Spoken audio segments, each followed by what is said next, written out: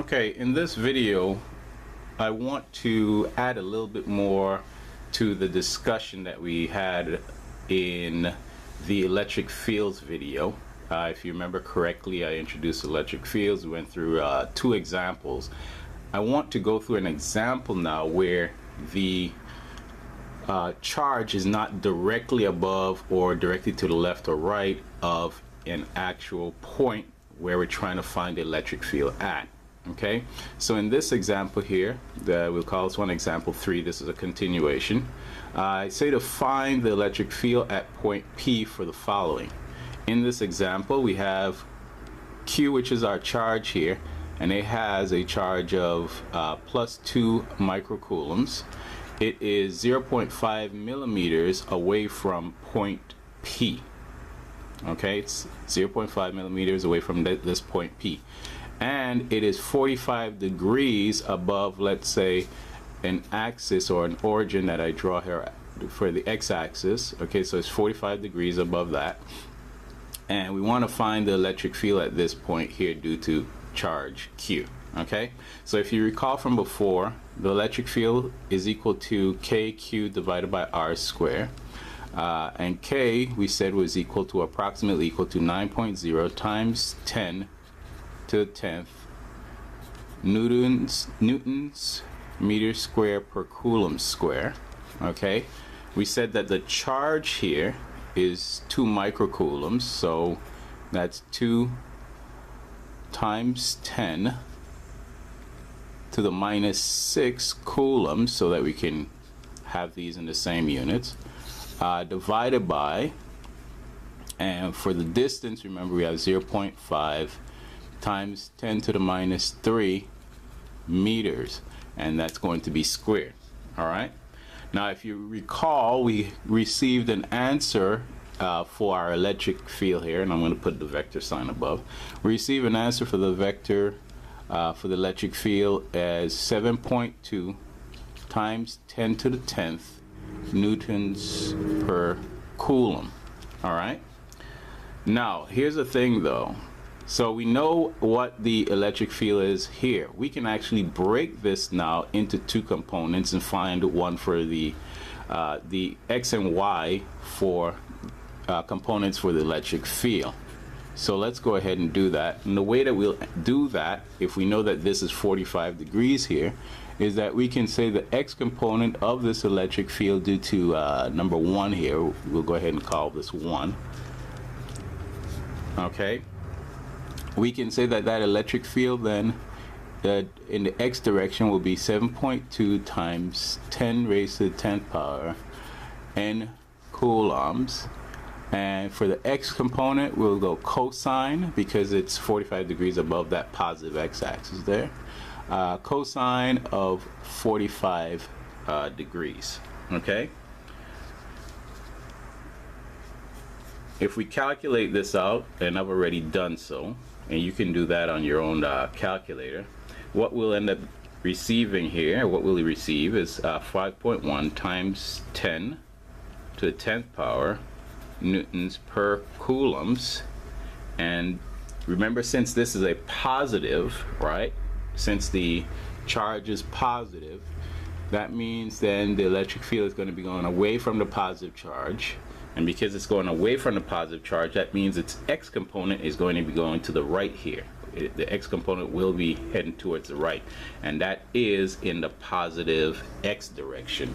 So this is our answer in this case here.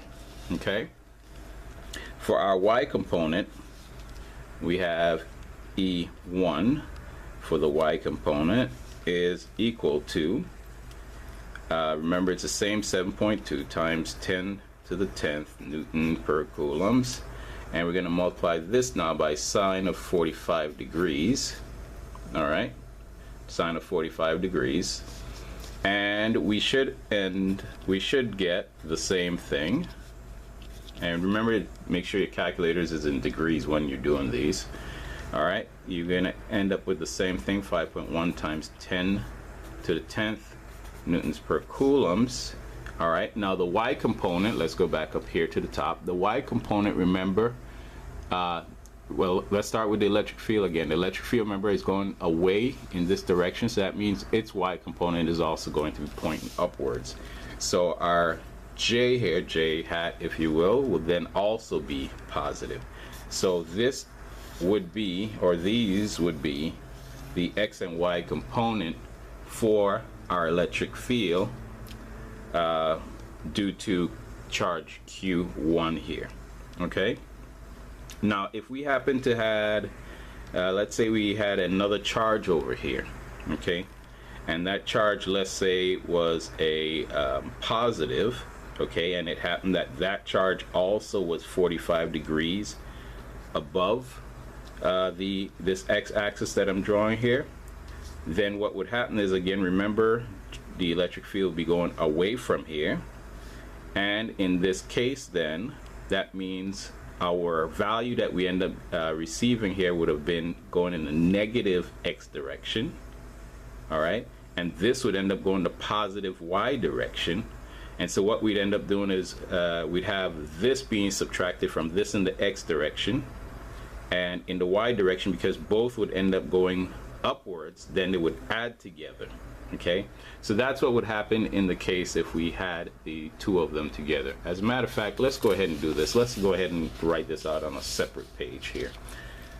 So just so that we can make sure that we're clear. So we have a plus 2 microcoulombs, and that is going towards point P up here.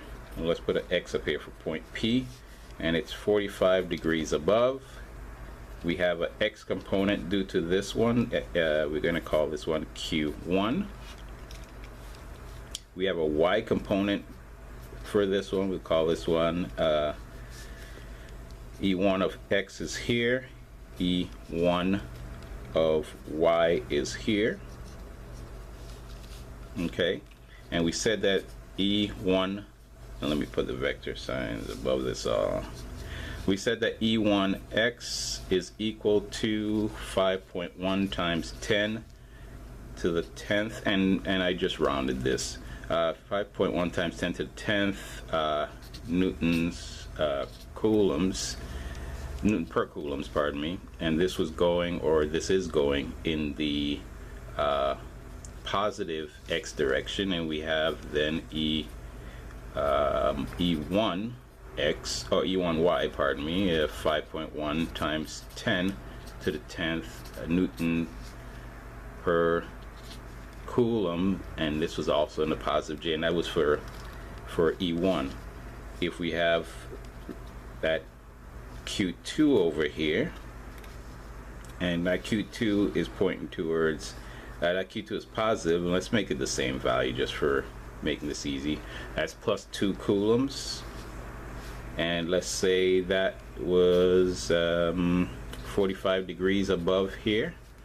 So we'd have then, put the vector on there, we'd have then that E2x would be equal to, and again, because it's going away from this charge, because it's positive, then that'd be going in the negative x direction here. So, and that would also be, by calculating, will also be, have the same magnitude. All right. Oh, and let's, I guess I should have mentioned this. Let's make sure that this is 0.5 millimeters, and we're still using 0.5 millimeters here also. Okay, which would then make these equal in terms of their magnitudes anyway. All right, newtons per coulombs in the I direction, and that would give us then for E2y, that would be 5.1 times 10 to the 10th newtons per coulombs, and that's in the J, and that's going to also be positive because it's pointing upwards, right? Because this is going in this direction, that means then we have this going in this direction and this going in this direction. These two cancel each other out because they have the same magnitude and opposite directions. So in terms of your electric field here, your electric field at point P, and let's use a sub P for that, that electric field then only has a y component, so it has no j component, no I component, there we go, I wrote the right thing, said the wrong thing, and it does have a J component, and that J component is pointing upward because these two are being added together. So it's 2 times of 5.1 times 10 to the 10th Newton per coulombs in the J direction. And so therefore then E at point P is equal to 10.2 times 10 raised to the 10th power newtons per coulomb in the J direction. Okay, so this would be the answer then for this problem if we had 2-point charges, only this being positive 2 microcoulombs, this being positive 2 microcoulombs. They're 0.5 millimeters away from point P here, but the distance is 45 degrees above our x-axis in both cases. Okay, and so again, this would be the answer. All right. Okay, so if you would like to see more in terms of physics type examples, definitely check out my YouTube website. For more advanced stuff, you may check out my personal website at www.clydeletsom.com.